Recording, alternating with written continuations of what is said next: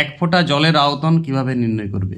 এটি ক্লাস 9-এর পরিমাপ চ্যাপ্টার থেকে প্রশ্নটা। মাঝে মাঝে কোয়েশ্চেন ব্যাগে দেখা থাকে, উত্তরটা লেখার স্টাইল ছাত্রছাত্রীরা বুঝতে পারে না। দেখো কিভাবে উত্তরটা লিখবে।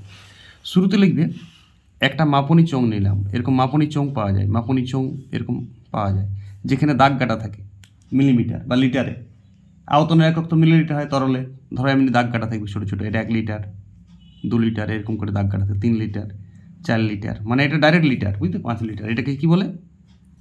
মাপনী চোঙ। তাহলে প্রথমে একটা মাপনী চোঙ নিলে এবং তুমি এইটা একটা ড্রপার ধরো, এইটা একটা ড্রপার, এই ড্রপারে একটা জল রেখেছো।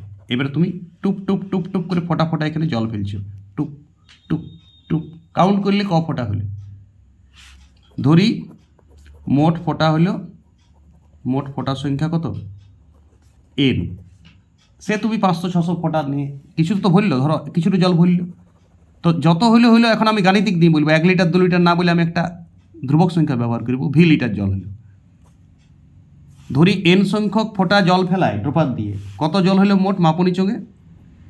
মাপনী চোঙে তরল হলো, যে কোনো তরল হলো কত? ভি, একক ব্যবহার করছি লিটার, একক দিয়ে দিচ্ছি ভি লিটার। তাহলে বলো এন ফোঁটার আয়তন ভি লিটার। তাহলে এন ফোঁটা জল বা তরলের আয়তন কত?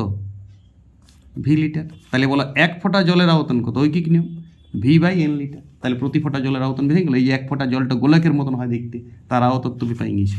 1 ফোঁটা জলের আয়তন তো নির্ণয় করা সম্ভব হলো কোনো আয়তনের এককই, অত ছোট এককটা। কিন্তু ফোঁটা ফোঁটা দিয়ে 1000 ফোঁটা জল ধরো 1 লিটার জল হলো, তো প্রতি ফোঁটার দাম 1 লিটার বাই 1000, এটাই উত্তর। এত লিটার একক থাকবে। এইটা সবাই প্র্যাকটিস করবে, এইভাবে উত্তরটা লিখবে। এই মাপনী চোঙের একটা ছবি দিয়ে দিবে সাইডে, তাহলে সাজানো উত্তর পুরো। পরিমাপ চ্যাপ্টারে এমনি অনেক খুঁটিনাটি কোয়েশ্চেন থাকে, যেটা কোয়েশ্চেন ব্যাংকে পাওয়া যায়, আমি প্রতিটাই ডিসকাস করি। ওকে।